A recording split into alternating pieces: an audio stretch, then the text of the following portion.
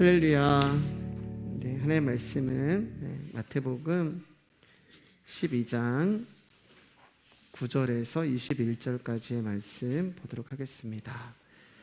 마태복음 12장 9절에서 21절까지의 말씀입니다. 제가 한 절, 여러분 한 절, 마지막 21절은 같이 읽도록 하겠습니다. 거기에서 떠나 그들의 회당에 들어가시니 한쪽 손 마른 사람이 있는지라 사람들이 예수를 고발하려 하여 물어 이르되 안식일에 병 고치는 것이 옳으니까. 예수께서 이르시되 너희 중에 어떤 사람이 양 한 마리가 있어 안식일에 구덩이에 빠졌으면 끌어내지 않겠느냐. 사람이 양보다 얼마나 더 귀하냐. 그러므로 안식일에 선을 행하는 것이 옳으니라 하시고, 이에 그 사람에게 이르시되 손을 내밀라 하시니 그가 내밀매 다른 손과 같이 회복되어 성하더라. 바리새인들이 나가서 어떻게 하여 예수를 죽일까 의논하거늘 예수께서 하시고 거기를 떠나가시니 많은 사람이 따르는지라. 예수께서 그들의 병을 다 고치시고 자기를 나타내지 말라 경고하셨으니, 이는 선지자 이사야를 통하여 말씀하신 바 보라 내가 택한 종 곧 내 마음에 기뻐하는 바 내가 사랑하는 자로다. 내가 내 영을 그에게 줄 터이니 그가 심판을 이방에 알게 하리라. 그는 다투지도 아니하며 둘레지도 아니하리니 아무도 길에서 그 소리를 듣지 못하리라. 상한 갈대를 꺾지 아니하며 꺼져가는 심지를 끄지 아니하기를 심판하여 이길 때까지 하리니. 같이 읽을까요? 또한 이방인들이 그의 이름을 바라리라 함을 이루려 하심이니라. 아멘. 웹스랑 인사하겠습니다. 귀하십니다. 귀하십니다. 네. 오늘 손 마른 사람이라는 제목으로 마태복음 12장 계속해서 강의하도록 하겠습니다. 지난 시간에 안식일의 주인이신 예수님에 대하여 말씀을 나눴습니다. 성경에서 말하는 안식이라는 것은 완전하고 완벽하고 완성이 된 상태를 말하는 것이고, 그 상태를 거룩하다 말하고 그 상태를 복이라고 말씀드렸어요. 그리고 완전하고 완벽하고 완성이 되셨기 때문에 그 안식일에는 더 이상 할 일이 없는 것입니다. 그래서 무슨 일을 하게 되면은 그 일을 통하여서 죄가 되는 것입니다. 그런데 사람은 스스로 자기가 무슨 일을 해서 거룩해질 수 있다고 생각을 하는데, 거룩이라고 하는 단어는 사람에게 쓰일 수 있는 단어가 아니라 오직 하나님에게만 해당이 되는 단어인 것입니다. 그러니까 안식일이라고 하는 그 날을 지키는 사람이 거룩한 것이 아니라 안식일 자체가 거룩하고 복된 것이죠. 그러니까 안식일은 어떤 날이나 어떤 요일을 말하는 것이 아니라 예수 그리스도라고 하는 그 존재 자체를 말한다라고 말씀을 드렸어요. 그렇기 때문에 예수님이 마태복음 12장에서는 내가 안식일의 주인이다 라고 본인이 안식일이라고 말씀하셨고, 구약으로 가면 하나님께서 나 여호와가 안식일을 복되게 하여 그리고 나의 안식일을 지켜라 라고 말씀을 하시는 거예요. 그런데 죄로 말미암아 사람들이 안식일을 범하게 되었고, 그 죄의 결과로 질병과 고통과 갈등, 수고, 고통, 투쟁, 슬픔이라는 죄의 결과가 우리를 찾아오게 되었고, 그로 인하여서 안식이 떠나버리게 된 결과가 그런 모습으로 우리 가운데 찾아오게 됐어요. 그래서 사람들은 스스로 안식을 찾기 위해 일을 하게 되었고, 이로 말미암아 안식일 날 일을 하는 자는 반드시 죽으리라고 하는 하나님의 말씀을 어기게 되므로 사람들 가운데는 사망과 죽음이 찾아오게 된 것입니다. 그런데 이러한 우리를 영원한 사망에서 영원한 생명으로 인도하시려고 예수님이 이 땅에 오셔서 안식일 날 일을 하게 되신 것이고, 당신이 하신 그 말씀을 안식일이신 예수님이 그 안식일 날 일을 하심으로 말미암아 십자가에 달려 죽으시게 된 것입니다. 그런데 예수님이 그 십자가에 죽으신 그 생명이 우리 안에 찾아오심으로 말미암아 이제는 저와 여러분 안에 무너졌던 안식이 완전히 완벽하게 완성적으로 회복이 되었고, 이제는 저와 여러분들이 어디를 가도 그분과 함께함으로 말미암아 안식을 누리는 거기 때문에 날과 달과 절기에 상관없이 1년 365일이 그 어디나 하늘나라가 되는 거예요. 그래서 제자들이 예수님과 함께 있기 때문에 밀밭 사이의 밀을 따서 먹어도 죄가 되지 않는 것입니다. 요한복음 8장을 보면은 가늠한 여인이 나오잖아요.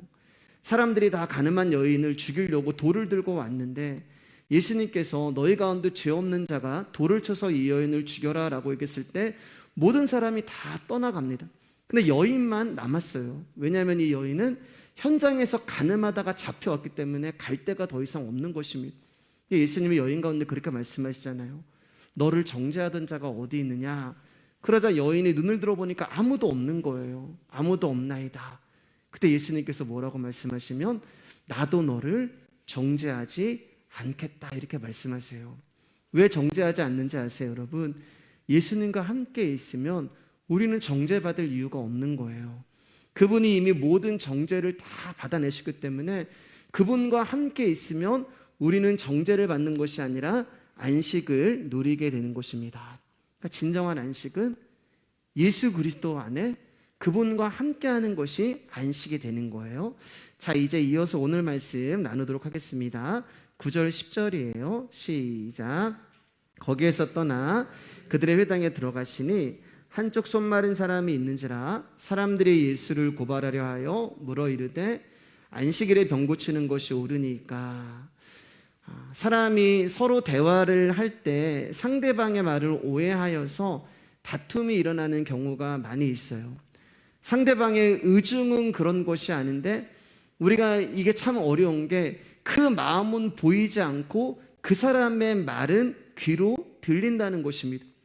그 사람의 마음을 보면 그게 아닌데 그 사람의 입으로 나오는 그 말을 통하여서 우리는 사람을 오해하고 판단하고 단지 그 사람 말에 있는 그 내용이 아니라 그 사람의 말투와 그 사람의 말을 가지고 나를 무시한다, 나를 공격한다, 나를 오해한다라는 생각을 가지고 우리는 다툼을 하고 싸우기도 하는 거예요.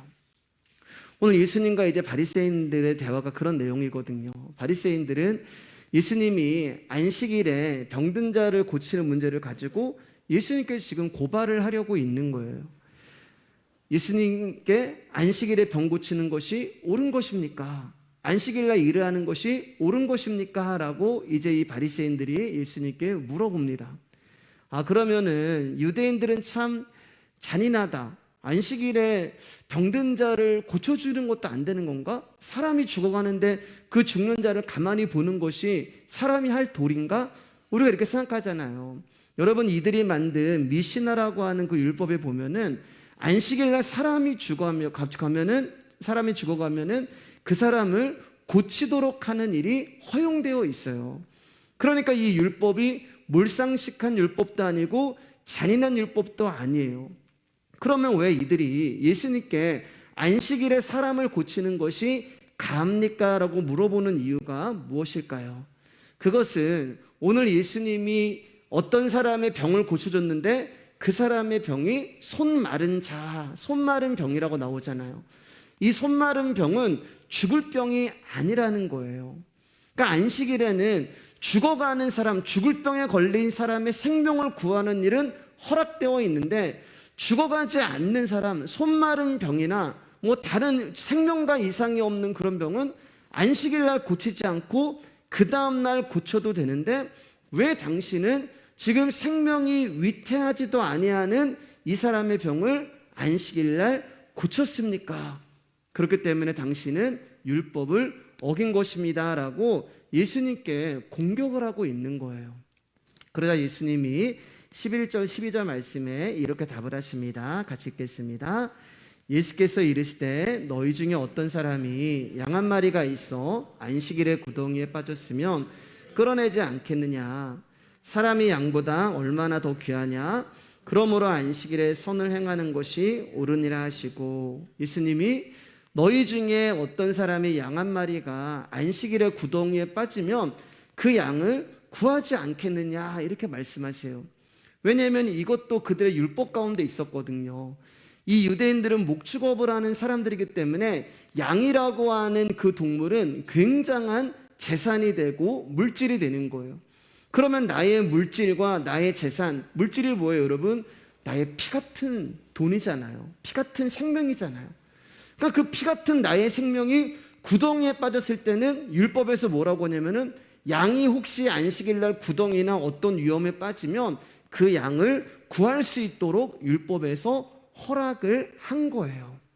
그래서 예수님이 그들의 그 율법을 아시고 지금 11절에 이 유대인들 가운데 그렇게 이야기를 하고 있는 것입니다. 너희들은 안식일 날 양이 구덩이에 빠지면 너희들의 재산에 손해가 오기 때문에 어떻게 하든지 그 양을 구하면서 그 양을 그렇게 소중하게 생각을 하면서 손 마른 사람을 내가 고쳐줬다고 그 사람의 고통을 외면하고 너희들이 나를 잘못했다고 이야기를 하는 것이냐. 예수님 그렇게 얘기하는 거예요. 그러니까 여러분, 율법은 우리를 묶는 것입니다. 우리가 이런 존재예요. 성경을 보면은 저와 여러분을 향하여서 양이라고 말씀하고 있지 않습니까? 우리가 죄라는 구덩이에 빠져서 죽어가고 있는 양인데 그 구덩이에서 나오는 것이 안식인데 율법은 우리를 그 구덩이에서 나가지 못하게 묶어버리는 거예요. 지난주에 다윗과 다윗의 부하들이 제사장만이 먹는 진설병을 먹었음에도 불구하고 벌을 받지 않은 것과 제사장이 안식일날 일을 했음에도 불구하고 벌을 받지 않은 이유에 대해서 말씀을 드렸습니다. 뭐라고 말씀드렸어요? 법보다 더 큰 존재가 있는데 그 존재가 바로 사람이다 라고 말씀을 드렸잖아요. 하나님이 우리 가운데 법을 주신 이유는 사람에게 안식을 주시기 위해서 법을 주신 것이지 그 법을 가지고 그 사람을 묶어버리기 위해서 법을 주신 것이 아니란 말이에요. 그러니까 하나님이 우리 가운데 안식일이라고 하는 이 안식법을 주신 것은 안식일보다 더 중요한 안식하는 사람이 더 중요한 거야 라고 말씀을 주신 것인데 바리새인들은 그 말씀을 왜곡하고, 왜냐하면 육의 아들이고 독사의 자식들이거든요. 말씀을 살짝 꼬기 시작하는 거예요. 뱀의 후손이기 때문에 그 율법 안에 있는 사람이 아니라 율법을 더 중요하게 생각을 했기 때문에 지금 예수님이 손 마른 자를 고치신 것을 가지고 시비를 걸고 고발을 하고 있는 것입니다. 자기의 양은 잘못될까봐 아까워하고 자기의 양이 잘못되면 자신의 재산이 잃어지는 거니까 거기에 대해서는 안절부절하지 못하면서 사람이 지금 죽어가고 아파하고 고통당하고 있는데 안식법이라고 하는 말씀이라고 하는 율법을 들이대면서 그 사람에 대해서 긍휼을 베풀지 않는 거예요. 그러니까 여러분, 사람이 양을 구하는 이유는 단 하나란 말입니다. 손해 안 보려고. 사람이 양을 구하려고 하는 이유는 내 재산에 피해가 안 되려고 양을 구하는 거예요. 그런데 하나님이 우리가 양이라고 말씀드렸잖아요. 하나님이 우리를 구하는 이유는 여러분, 우리를 안 구하셔도 그분께는 손해가 없어요. 우리가 구덩이에 빠져도 하나님께서는 아무런 손해 보실 게 없어요. 그럼에도 불구하고 하나님은 우리를 그 구덩이에서 건져주시기 위하여서 당신의 아들을 우리 가운데 주신 거예요. 여러분, 이것을 어떻게 설명할 수가 있겠습니까? 나에게 손해가 없는데도 내가 저 사람을 구한 거 사랑이잖아요. 나를 사랑하신다는 이유 말고는 다른 이유가 없는 거예요. 진심으로 저와 여러분들을 사랑하시기 때문에 당신이 정하신 법을 어기시면서까지 그분이 우리를 건져내시고 살려내시는 것입니다. 하나님의 눈에 여러분들이 다 그런 존재로 보이는 거예요. 구덩이에 빠져서 죽어가고 있는 나의 아들, 늪에 빠져서 죽어가고 있는 나의 딸, 당장 내가 손을 내밀어서 구해주지 아니하면은 죽을 수밖에 없는 그런 존재로 우리를 바라보고 계시는 것입니다.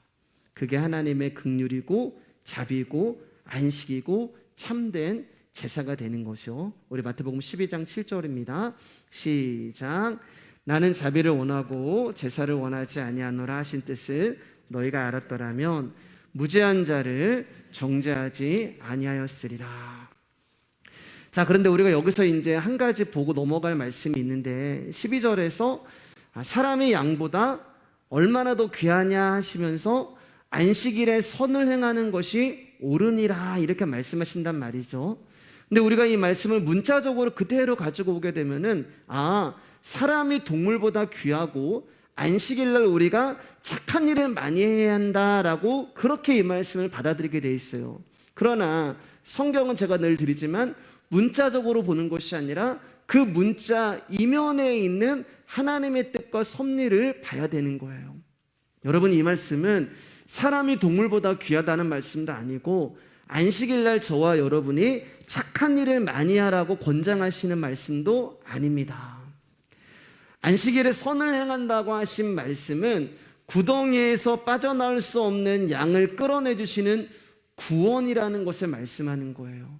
그 구원이 하나님의 선하신 일이 되는 것입니다.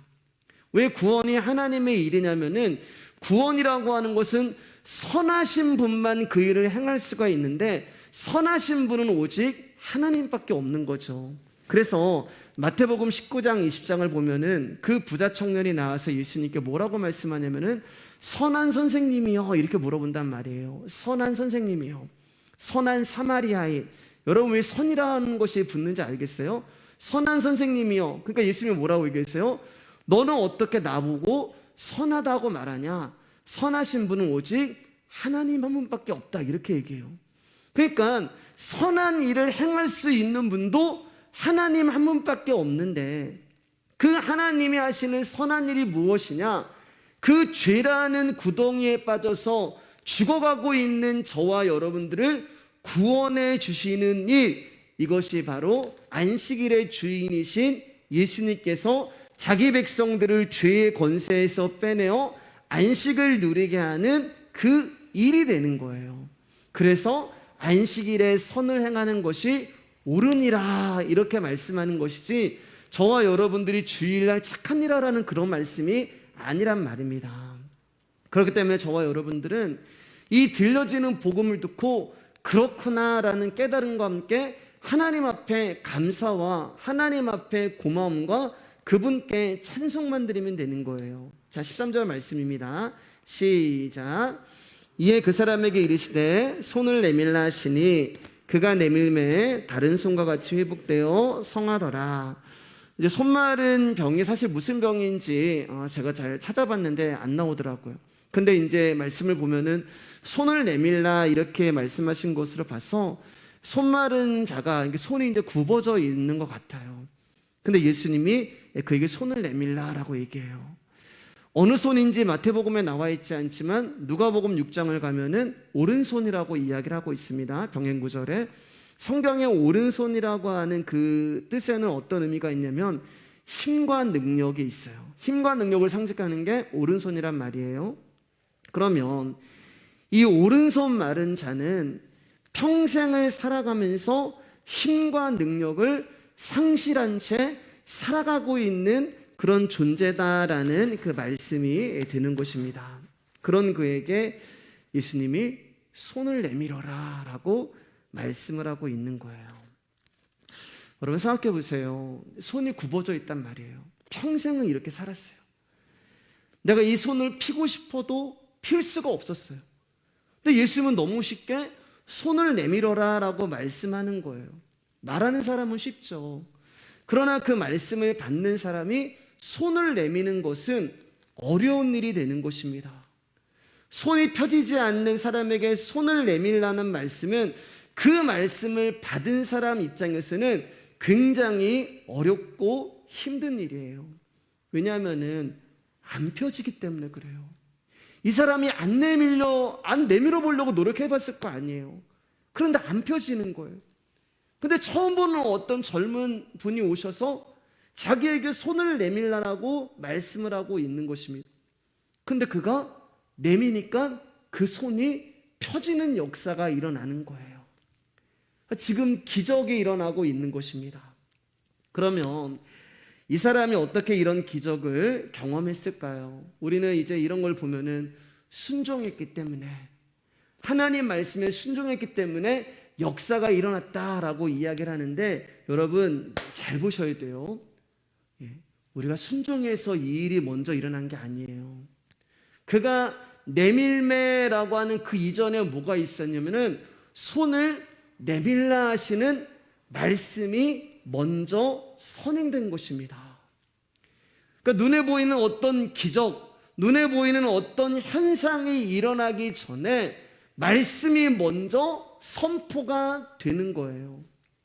그러니까 저와 여러분에게 눈에 보이는 어떤 실체가 이루어지기 전에 우리의 존재 안으로 손을 내밀라고 하는 예수님의 말씀이 실상으로 먼저 들어오시는 것이고, 그리고 그 말씀이 나라는 존재 안에서 일을 하시는 거예요. 어떻게 해요? 손을 내밀 수 있도록. 그리고 그 결과가 손을 내밀매, 그리고 그 사람의 손이 펴지는 역사가 이루어지는 것입니다. 우리 요한복음 5장 6절 9절 말씀 보겠습니다. 시작. 예수께서 그 누운 것을 보시고 병이 벌써 오래된 줄 아시고 이르시되 내가 낫고자 하느냐. 병자가 대답하되 주여 물이 움직일 때 나를 못에 넣어준 사람이 없어 내가 가는 동안에 다른 사람이 먼저 내려가나이다. 예수께서 이르시되 일어나 내 자리를 들고 걸어가라 하시니 그 사람이 곧 나아서 자리를 들고 걸어가니라. 이날은 안식일이니. 여기도 안식일이에요. 왜 안식일날 예수님이 자꾸 이렇게 문제를 일으키는지 지난주에 말씀드렸죠. 예수님이 안식일 자체가 되시기 때문에 안식일날 일을 하게 되시는 거예요. 베데스다 연못에 38년 된 병자에게 예수님이 찾아오셔서 내가 낫고자 하느냐라고 물으세요.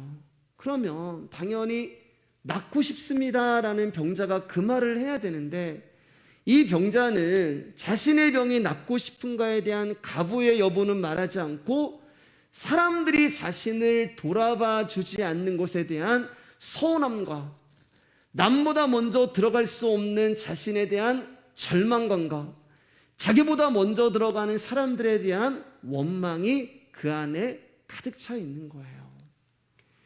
어쩌면 이 38년 된 병자는 자신의 병보다 더 심각한 속사람의 병을 앓고 있는 것입니다. 내가 낫고자 하느냐 하는 예수님의 질문에 이 사람이 뭐라고 이야기하면은 결국 이거잖아요. 당신이 좀 힘이 있다면 물이 동할 때 나를 좀 연못에 넣어주세요. 지금 자기 앞에 자기를 고칠 수 있는, 치유할 수 있는 하나님의 아들이 앞에 있음에도 불구하고 여전히 세상의 방법을 놓지 못하고 있는 거예요. 왜요? 이 사람에게 있어서 자신의 병을 치유할 수 있는 존재는 천사였지 예수 그리스도가 아니었기 때문에 그렇습니다. 그런데 그런 그에게 예수님이 일어나 내 자리를 들고 걸어가라고 말씀을 하세요. 이제 어떤 분들은 이제 여러분들 말고요. 이제 어떤 분들은 제 설교를 듣고 좀 힘들어하신다라고 하는 그런 이야기를 제가 이제 종종 들어요. 뭐 제 평생 들어왔던 얘기예요. 사실은요. 제가 평생 들었던 얘기인데 그 이유가 뭐냐면 왜 자꾸 할 수 없다고 얘기하고 왜 자꾸 아무것도 아니라고 얘기하고 안 된다고 하냐. 설교를 들으면 좀 소망이 생겨야 되고 힘이 생겨야 되는데 좀 너무 이제 부정적으로 이렇게 설교하는 거 아니냐. 좀 무겁다. 좀 힘 빠진다. 이런 이야기를 제가 이제 종종 들어요. 그분은 설교를 굉장히 아주 잘 들으시는 것입니다. 사랑하는 여러분, 성경에 나오는 인물의 이야기가 내가 아니라면 제 설교는 힘든 게 맞아요, 여러분. 성경에 나오는 그 이야기가 나의 이야기가 되지 않으면 제 설교는 여러분 지치고 무거운 게 맞습니다. 그러나 성경에 나오는 인물의 이야기가 나의 이야기가 되고 성경에 나오는 이야기가 나의 이야기가 되고 이 38년 된 병자가 나고 손 마른 자가 나라면 여러분 우리가 무엇을 할 수 있겠어요? 여러분이 38년 된 병자라면은 여러분들이 손 마른 자라면은 여러분이 무엇을 할 수 있겠어요? 여러분의 믿음을 주님 앞에 자신 있게 보여드릴 수 있겠어요? 아니 솔직히 여러분 우리의 믿음이 어디 있어요? 자신을 고쳐주러 찾아온 하나님의 아들 예수 그리스도를 알아보지도 못하고 자신의 병을 고쳐줄 수 있는 예수님께 오히려 세상의 방법이나 제시하는 존재가 바로 우리란 말이에요. 여러분 이런 우리가 무엇을 할 수 있고 이런 우리에게 무슨 소망이 있으며 이런 우리에게 무슨 믿음이 있으며 이런 우리가 무슨 순종을 할 수 있냐는 말입니다. 그런데 여러분, 예수님이 이 사람을 어떻게 고쳐주세요? 저 같으면 안 고쳐줬을 거예요. 얄미워서. 지금 예수님 앞에 매달려도 지금 감지덕지 예수님이 그 사람을 고쳐줄까 말까 하는데 예수님을 알아보지도 못하는데 뭐로 그 사람을 고쳐줘요? 근데 이 사람이 예수님을 고쳐줍니다. 그 사람의 요구대로 이 사람을 들어서 연못에 갖다 던져주신 것도 아니고 그 물을 동하게 하신 것도 아니고 아니면 너의 병이 나으려면은 네가 지극정성을 들여야 한다고 어떤 조건을 요구하신 것도 아니에요. 예수님이 이 사람에게 하신 것은 딱 하나예요. 일어나 내 자리를 들고 걸어가라. 그 말씀 외에는 다른 것을 하시지 않으셨습니다. 이게 구덩이에 빠진 우리를 구원하시는 예수 그리스도의 사랑이고 방법이 되는 거예요. 우리는 그분을 원하지도 않았습니다. 우리는 그분을 요구하지도 않았어요. 우리는 그분이 누구인지도 몰라요. 그래서 자기 앞에서 내가 낫고자 하냐는 그 예수님을 알지 못하는 거예요. 이렇게 주님을 알아보지도 못하는 우매한 자들을 그냥 포기하고 가셔도 되는데, 그냥 구덩이에 빠진 채 그냥 가셔도 되는데, 예수님은 우리를 포기하지 아니하고 우리를 건져 주시는 거예요. 우리에게 말씀을 주시는 거예요. 진정한 은혜의 삶은 우리를 묶고 있는 방법에서 탈출해서 말씀으로 가게 하시는 것이 은혜가 되는 것입니다. 나를 찾아오신 그분의 은혜, 나를 긍휼히 여겨주시는 그분의 마음, 그것이 그분의 말씀이 되어서 우리를 찾아오시는 거예요. 물에 넣어줄 사람도 아니고 나의 발을 빠르게 움직이게 하는 것도 아니고 다른 사람의 간섭을 막아주는 것도 아니고 오직 당신의 은혜, 당신의 긍휼, 그것이면 충분합니다라고 하는 것이 말씀으로 오는 거예요. 그래서 말씀만 하시옵소서. 이 진리를 알고 이 사실을 아는 사람들이 주님 앞에 나서 다른 것을 구하지 아니하고 주의 계집종이 오니 말씀만 하여 주시옵소서.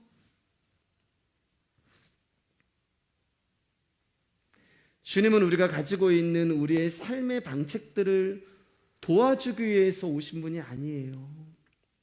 주님은 오히려 우리의 삶의 방책을 포기하고 그리스도의 말씀만 붙들고 그분만을 의지하기 위해서 이 땅에 오신 것입니다. 일어나 내 자리를 들고 걸어가라. 손을 내밀어라.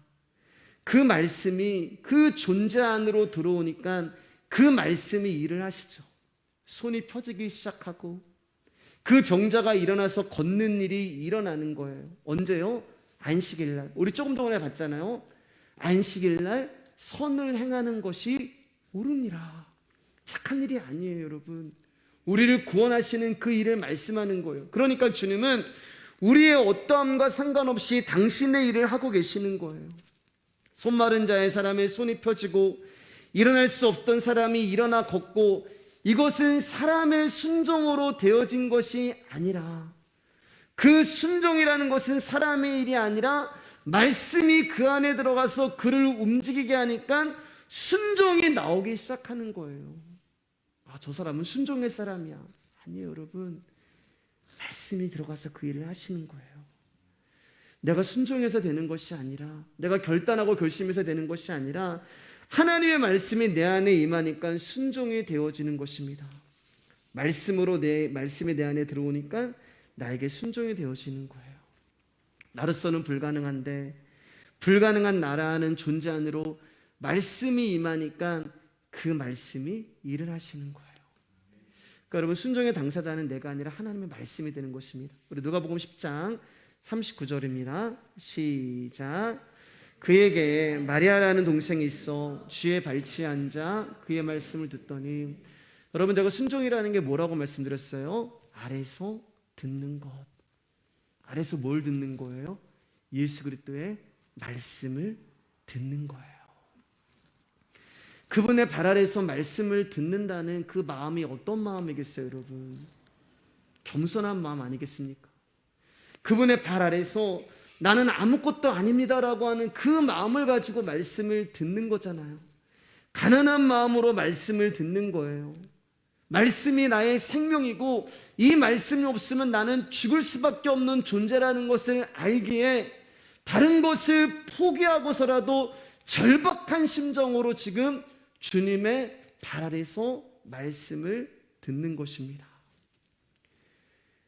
여러분, 우리가 주님 앞에 무릎을 꿇는 것은 우리가 할 수 있는 것이 아무것도 없기 때문에 무릎을 꿇는 거고, 우리가 주님 앞에 두 손을 드는 것은 우리의 손으로 할 수 있는 것이 아무것도 없기 때문에 두 손을 드는 거예요.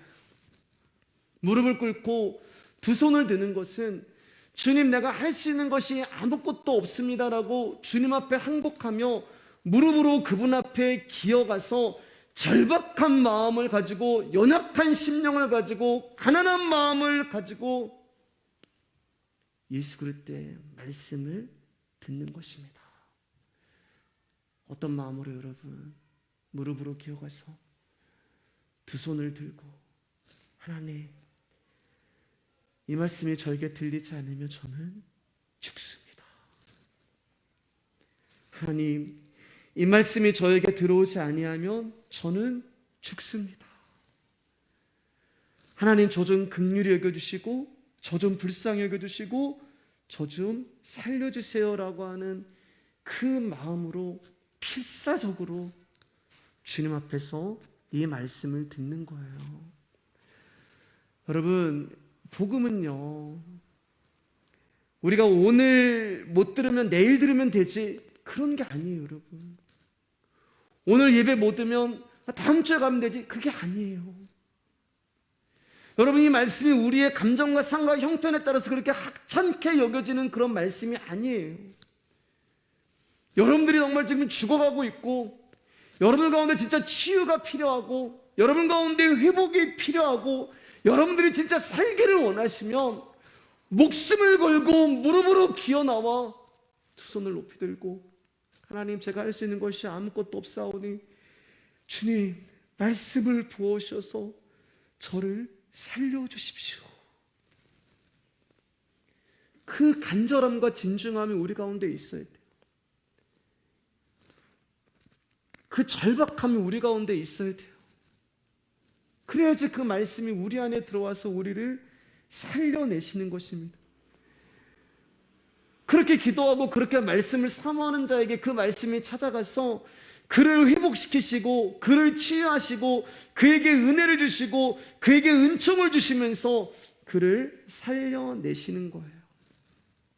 그분의 말씀이 내 영혼에 떨어질 때 그분의 안식이 내 안에서 주인이 되어 나를 이끌어 가시는 것입니다.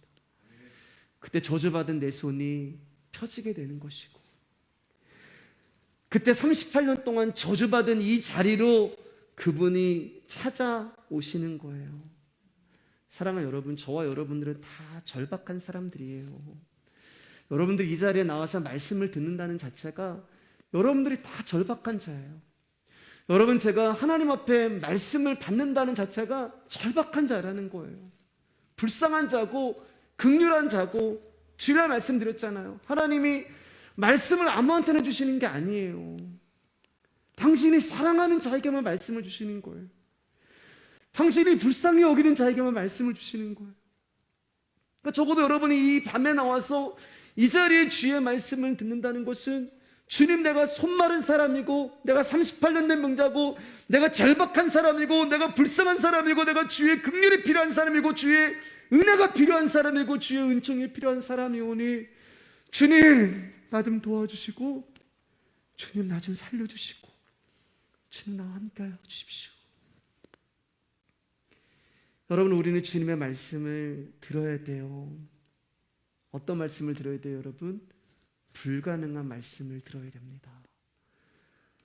손을 내밀어 본 적이 없는데 손을 내밀라고 하는 불가능한 말씀을 들어야 되고, 한 번도 내가 일어나 보지 않았는데 거기서 일어나라고 하는 그 말씀, 불가능한 말씀을 들어야 돼요. 복음이 불가능한 말씀이잖아요. 처녀가 잉태해서 아기를 낳는데 그분이 우리를 구원하신 예수 그리스도야? 물고기 2마리와 보리떡 5개로 5천 명이 넘는 사람들이 보고, 죽은 자가 살아나고 귀신이 쫓아나고 문둥병자가 살아나며 소경이 눈을 뜨고, 다 불가능한 얘기들이잖아요. 그런데 그 불가능한 말씀을 내가 사모하고 그 불가능한 말씀을 들었을 때, 그 불가능한 말씀이 나의 심령에 들어와서 나를 살리고 그 말씀이 나를 가능한 존재로 만들어 주신 거예요. 우리가 무엇을 할 수 있겠습니까, 여러분? 우리가 할 수 있는 일은 오직 하나, 그분의 발 아래서 절박한 마음과 겸손한 마음으로 그분의 말씀만을 듣는 거예요. 그러면 그 말씀이 우리 안에 들어와서 우리를 치유하실 것입니다. 아멘. 우리를 살리실 것입니다. 자, 우리 14절 16절 읽도록 하겠습니다. 시작. 바리새인들이 나가서 어떻게 하여 예수를 죽일까 의논하거늘 예수께서 아시고 거기를 떠나가시니 많은 사람이 따르는지라. 예수께서 그들의 병을 다 고치시고 자기를 나타내지 말라 경고하셨으니, 이제 바리새인들이 예수님이 너무 미운 거예요. 안식일 날 논쟁을 하는데 예수님의 말씀이 너무 다 맞거든요. 그러니까 그들이 나와서 어떻게 하면 예수님을 죽일까라고 하는 그런 의논을 합니다. 그때 예수님이 그들을 피하여 그 자리를 떠나가시고 많은 사람들이 예수님을 따르기 시작하고 예수님이 가는 곳마다 그 사람들의 병을 고쳐주세요. 그런데 16절 말씀을 보면은 자기를 나타내지 말라고 경고를 하십니다. 솔직히 여러분, 예수님의 사역을 보면은 답답한 사역이에요. 사실 예수님이 바리새인들이 무서워서 그 자리를 피하신 것이 아니죠. 큰 우박을 만들으셔서 그 사람들에게만 내리게 할 수 있고, 그 사람들이 저주받은 자라고 생각하는 문둥병자로 만들어버릴 수도 있어요. 그런데 예수님은 그렇게 하지 않습니다. 예수님을 많은 사람이 지금 쫓고 있어요. 오병이었다는 예수님을 임금으로 왕으로 삼으려고 했어요. 그러면 지금 자기에게 힘과 능력이 있고 이렇게 수많은 사람들이 자기를 쫓아다니고 지지해주는 사람들이 있으면 한번 무언가 해볼 만하잖아요.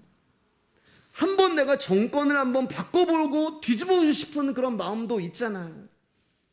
근데 예수님 뭐라고 얘기하세요? 자기를 나타내지 말아라. 자기를 홍보하지 말아라.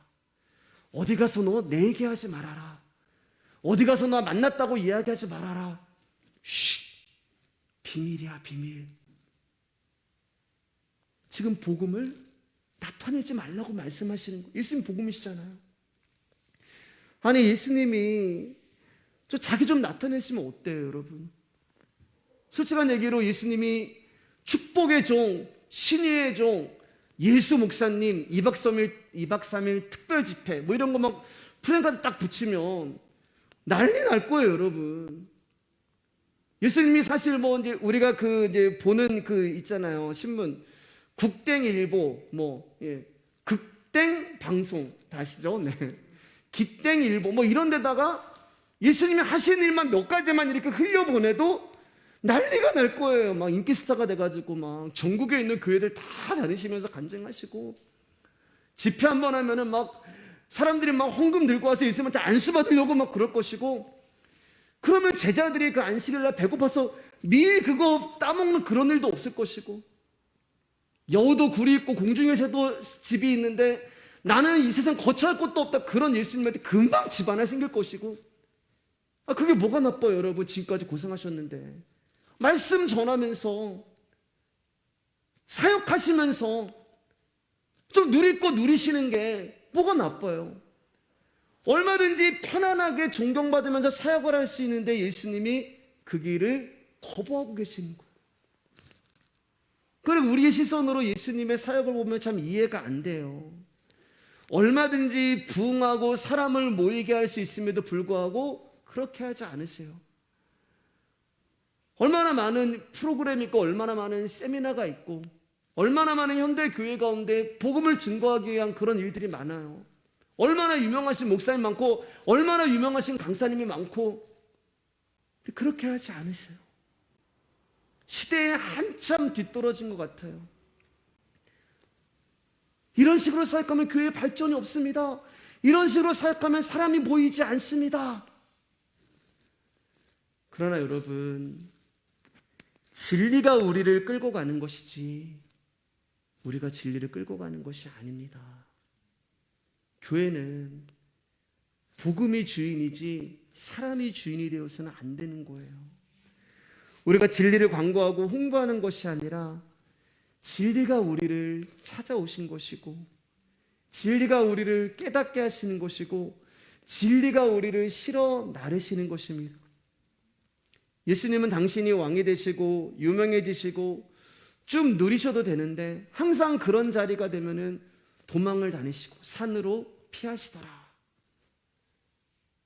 그 자리에서 숨으시고 자기를 나타내지 말라고 말씀을 하세요. 이러한 예수님이 여러분 언제 자신을 드러내고 언제 자신을 나타내셨어요?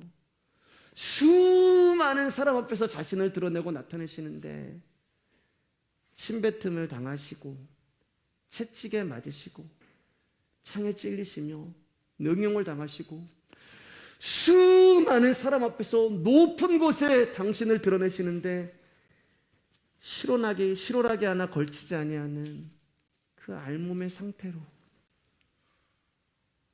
예수님이 당신을 나타내고 드러내시는 것입니다. 그런데 그 바보 같고 미련해 보이는 예수님의 십자가의 죽음을 본 자들이 나오기 시작하는 거예요.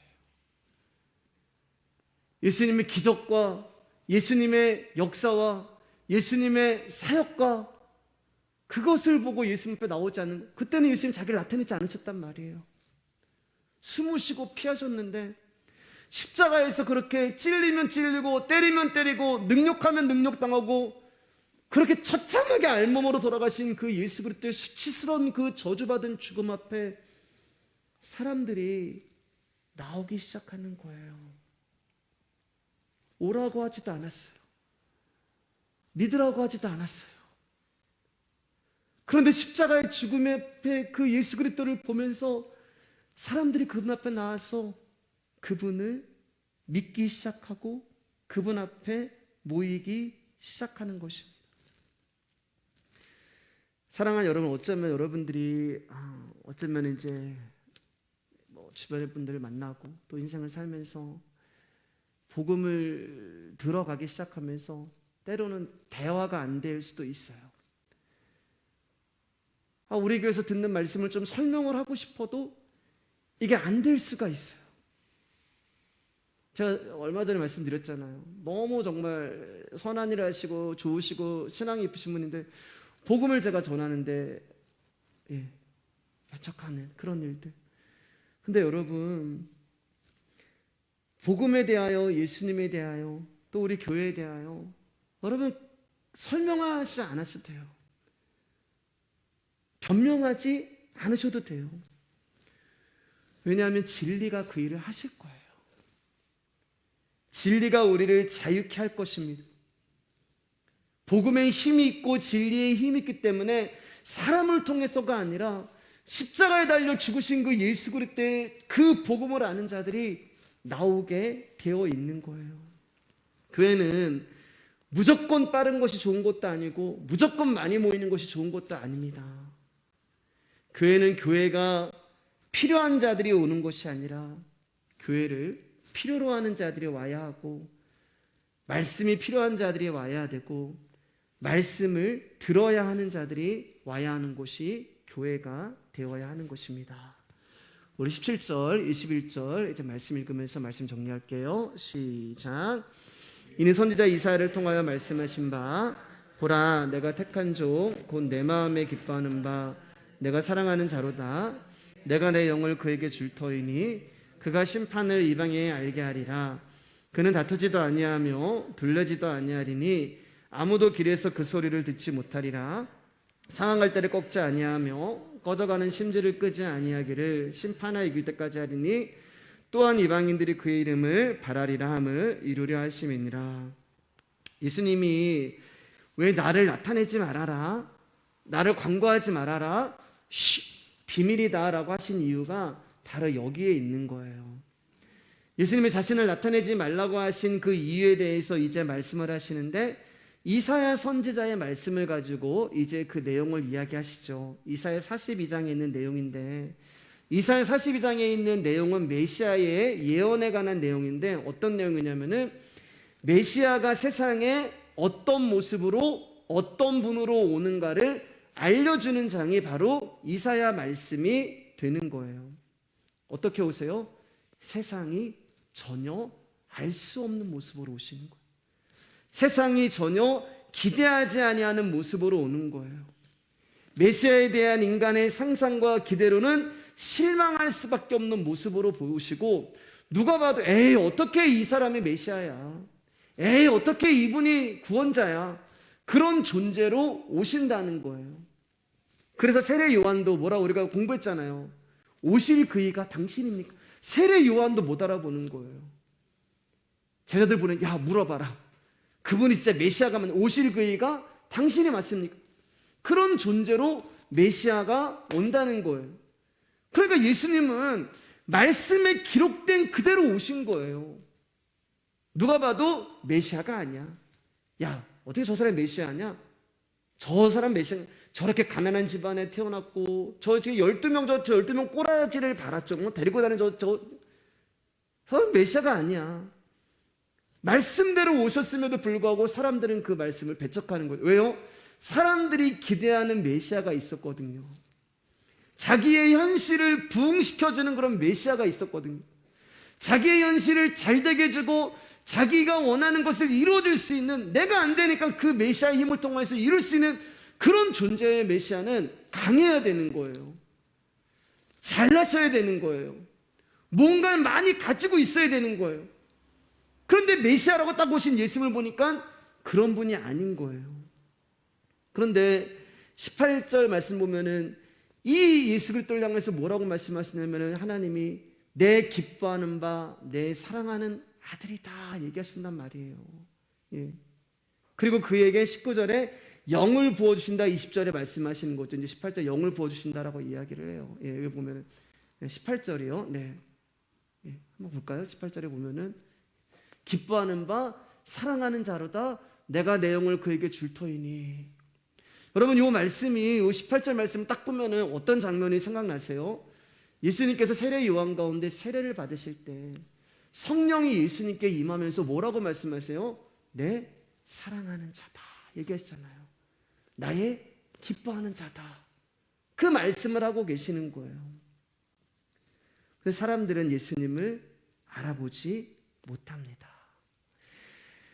우리가 이제 이 말씀 중에, 이사야의 예언 중에 우리가 이제 굉장히 잘하는 말, 또 찬양도 많이 하는 말 있죠. 상한 갈 때도 귀하게 여겨 꺾지 않으시고 꺼져가는 등불도 끄지 않으신다 이렇게 얘기하잖아요. 그러니까 우리는 이 말씀을 어떻게 생각하고 있냐면은, 하나님은 상한 갈 때를 꺾지 않으시고 귀하게 여기시고 꺼져가는 등불도 지키시고 보호하시는 사랑과 자비의 하나님, 이렇게 생각을 하는데, 여러분 절대 그 말씀이 아니에요. 우리가 말씀을 너무 모르니까, 말씀을 모르니까 찬양도 엉뚱한 쪽으로 가는 거예요. 이 말씀은 그 말씀이 아니에요. 20절 말씀 한번 띄워줘 보실래요? 이 말씀은 어떤 말씀이냐면, 이미 심판을 받은 우리의 상태를 말하는 거예요. 상한 갈 때는 이미 꺾인 거예요, 여러분. 심판을 받았기 때문에. 상한 갈 때는 그대로 두면은 죽어가는 것이고, 등불의 심지도 다 달았기 때문에 그대로 두면 불이 꺼지는 거예요. 그러니까 저와 여러분들은 상한 갈 때와 꺼져가는 등불과 같이 이미 심판을 받은 상태라는 것입니다. 당장 하나님이 오셔서 그 상한 갈 때를 마저 꺾어버리시고 꺼져가는 심지를 하고 꺼버리셔야 되는 거예요. 그래서 메시아가 오신 거예요. 그 일을 하시려고 예수님이 이 땅 가운데 오신 것입니다. 근데 예수님이 그렇게 하지 않으시고 잠시 기다리시고 계십니다. 잠시 그 심판을 미루시고 계시는 거예요. 왜일까요, 여러분? 그 가운데 당신이 선택한 백성들을 구원하시려고 하는 거예요. 그게 19절 말씀이에요. 한번 읽어볼게요. 19절입니다. 시작. 그는 다투지도 아니하며 둘레지도 아니하리니 아무도 길에서 그 소리를 듣지 못하리라. 다투지도 아니하시고, 예수님이 이제 메시아로 이 땅에 오셨는데 다투지도 아니하시고, 여기 들레지도라고 하는 말은 뭐냐면은 울부짖지 않는다는 말, 소리를 지르지 않는다는 말이에요. 그러니까 예수님이 다투지도 아니하고 소리를 치시지도 아니하시는 그 모습으로, 어떤 모습으로요? 조용하게 오시는 거예요. 소리도 없이. 그날이 도적같이 임한다. 예수님이 오시는데 도적같이 오시는 거예요. 아무도 모르게 오시는 거예요. 기척도 없고 옆에 와 있는데도 예수님인지 알아보지 못하는 모습으로 세상은 전혀 메시아가 아니야 라고 하는 그런 모습으로 이 땅에 오시는 거예요. 그래서 아무도 보면 아무도 그 소리를 듣지 못하는 거예요. 아무도 복음을 못 듣는 거예요, 여러분. 왜냐하면 심판을 당해다는 존재들이거든요. 이미 꺾여 있고 꺼져가고 있고 이미 죽을 수밖에 없는 죄 가운데 빠져가지고 구덩이에서 너희들은 죽은 존재야, 이런 상태거든요. 아무도 길에서 그분의 말씀, 그분의 소리를 듣지 못하더라라고 이야기를 하고 있는데 신기한 일이 일어나기 시작하는데 이 가운데서 그분의 복음을 듣고 나오는 자들이 일어나는 거예요. 그 사람들을 기다리고 계신. 그래서 상한 걸 때를 이미 팍 꺾어버리지 아니하고 심지를 불지 아니하시고 기다리시는 거예요. 어디서 나오는 거예요, 이 사람들이요? 상한 갈대 사이에서. 꺼져가는 등불에서 그 사람들이 심판을 당해 죽어야 하는 자들 가운데서 당신의 택한 백성이 그분의 소리를 듣고 예수님 앞으로 나오고 있는 거예요. 그러면 예수님은 다투지도 아니하시고 소리치지도 아니하시기 때문에 말씀도 하시지 않는데 어떻게 그 사람들이 예수 그리스도의 소리를 듣고 오느냐? 여러분 지금 이 자리에서 주의 복음을 듣고 계시잖아요. 그러시죠? 예. 여러분 이게 제가 하는 게 아니잖아요. 여러분 안에 말씀이 들리고 성경이 다시 보여지고 말씀이 깨달아지는 것은 앞에 있는 제가 막 소리를 친다고 되는 게 아니라 누구는 이 말씀이 들리고 누구는 안 들린단 말이에요, 여러분. 아까도 얘기했지만 나는 이게 이 설명을 하고 싶은데 정말 답답하네. 근데 안 된다는 거예요, 어떤 분한테는. 근데 어떤 분은 너무 쉽게 복음이 들어가요. 우리가 종민 형제 같은 경우는 신앙생활을 처음 하는데, 예. 종민 형제가 말씀을 너무 사모하는 거. 저랑 이제 새벽 1시까지 막 통화를 하는데, 신앙생활을 하는데 말씀이 너무 좋은 자기가 얘기하는 거예요. 저는 목사님 말씀이, 그래서 이제 배달을 하는데 항상 유튜브에다 연결해가지고 이제 배달을 하러 다니거든요. 항상 그 말씀을 듣고 또 듣고 듣고 또 듣고 그런다고 하더라고. 근데 누가 하는 거예요, 여러분? 영이 하시는 거예요, 영이. 그분의 영이 하시기 때문에 소리가 들리지 않는 것입니다. 영은 영의 일을 하는 거예요. 영은 육에게 관심 있는 것이 아니라 영을 찾아가시는 것입니다. 저와 여러분이 상한 갈대였고 꺼져가는 등불에 있는 자였는데 그 말씀이 들리지 않는 자들이었는데 그분의 영이 우리 가운데 찾아오셔서 우리 가운데 말씀하시는 거예요. 여러분 바울이 다메섹 도상에서 예수님을 처음 만나잖아요. 사울아 사울아 네가 나를 왜 박해하느냐, 누구세요? 라고 했을 때 여러분 예수님 모습 보이지 않았어요. 뭐 보였어요? 빛, 소리, 영으로 오신 거예요.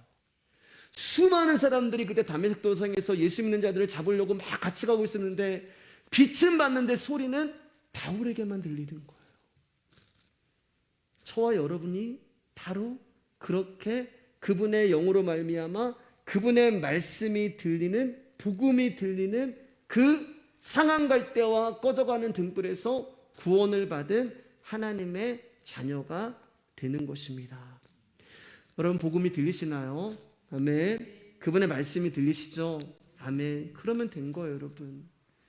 그게 그분이 나와 함께 계시다는 증거가 되는 것입니다. 이제 말씀 정리할게요. 여러분 우리가 우리 자신을 보면 희망이 없어요. 소망도 안 보입니다. 갈대가 상하면 꺾어서 버려야 되고 심지가 다 달아버리면은 다시 불을 붙여도 붙지 않는 게 우리의 인생이 되는 거예요. 하나님은 우리 가운데 어떤 수준 높은 신앙을, 대단한 믿음을 원하시는 것이 아닙니다. 하나님 우리 가운데 원하시는 것은 너가 누구인지 좀 알았으면 좋겠어. 네가 어떤 존재인지 좀 알았으면 좋겠다. 하나님, 제가 상한 갈대고 꺼져가는 심지입니다.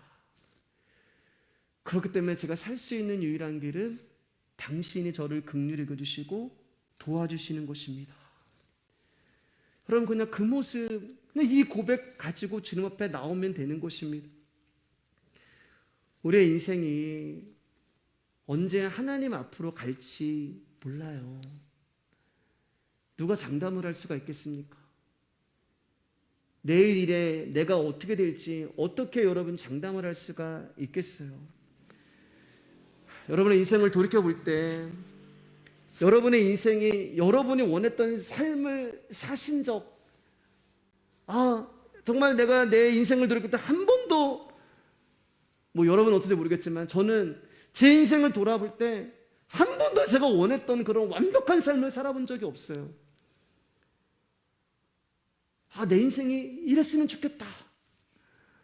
집은 어디에 살고 뭐는 뭘 가지고 있고 난 앞으로 뭐라고, 한 번도 그게 이루어진 적이 없어요. 저는 장담해요, 여러분. 저는 앞으로 내 인생에도 제가 원하는 건 이루어지지 않을 거예요. 네. 아멘을 안 해주셔서 감사합니다. 네. 마찬가지예요, 여러분. 왜 여러분? 저와 여러분의 집은 여기가 아니잖아요. 저와 여러분의 본향은 여기가 아니잖아요.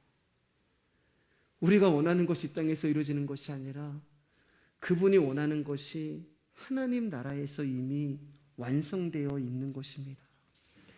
내가 원하지 아니하는 일들이 나를 찾아올 수 있고, 내가 생각지도 아니한 것들이 나를 무너뜨릴 수도 있고, 앞으로 내 마음에 평강이 없는 심령의 상에서 죽고 싶은 만큼 힘든 날도 올 수도 있고, 너무 피곤하고 지치고 힘들어서 주님의 이름을 부르지 못할 때도 있을 거예요. 우리의 육신이 상한 갈대와 꺼져가는 심주와 같은 그런 피폐해지고 그런 마지막을 향해서 달려가는 그런 순간이 우리 가운데 올 거예요. 근데 여러분, 우리의 어떠함과 상관없이 성령님은 우리 안에서 일을 하십니다. 21절만 읽고 이제 마칠게요. 21절이에요. 시작. 또한 이방인들이 그의 이름을 바라리라 함을 이루려 하심이니라. 그의 이름을 바라리라. 나는 피곤해서 주의 이름 오는 날은 부르지도 못해. 너무 힘들어 성경 한 장 못 읽을 때도 있어요. 너무 내 삶이 힘들고 슬퍼서 눈물만 흘려요. 때로는 하나님에 대한 믿음조차 사라질 때도 있어요. 하나님 정말 날 사랑하시나? 하나님 계시기나 하나? 내 신앙을 막 부인되어지는 일도 막 일어날 것이고, 내 힘으로 진짜 아무것도 할 수 없는 절망적인 상황이 될 것이고, 근데 그것과 상관없이 여러분, 그분의 영이 우리 안에서 무슨 일을 하냐면 이방들이 우리란 말이에요. 우리 안에서 그분의 영은 그의 이름을 바라는 거예요. 내가 못 부르는데 그분이 내 안에서 예수 그리스도 이름을 부르고, 내가 주님을 바라보지 못하는데 그분이 내 안에서 주님을 바라보게 만들고, 나는 주님을 사랑하지 않는 것 같은데 그분이 내 안에서 주님을 사랑하게 만들고, 나는 정말 내 인생 가운데 너무나 불안정하고 불안한데 그분이 내 안에서 평강을 구하고, 나는 기도하지 못하는데 그 안에서 예수 그리스도의 이름을 부르면서 희락을 구하고 행복을 구하고, 주님 나는 너무 몸이 아픈 것 같아요. 그분이 내 안에서 건강을 구하는 거예요. 주님 나는 지금 평안을 구할 수 없는 심령이에요. 근데 그분은 내 안에서 평강을 구하는 거예요. 주님 나는 너무 불행한 것 같아요. 근데 그분이 내 안에서 행복을 구하는 거예요. 그분의 이름을 그분이 바라면서 이루려 하심이니라. 그분이 이루시는 거예요. 그분이 완성시키시고, 그분이 완벽하게 하시고, 그분이 완전하게 하시고, 그 영의 내 안에서 그분의 이름을 불러주시면서 진짜 안식을 우리 가운데 주시는 거예요. 여러분들이 주님의 이름 안 불러도 돼요, 여러분. 그분이 부르시는 거예요. 우리 같이 찬양하도록 하겠습니다.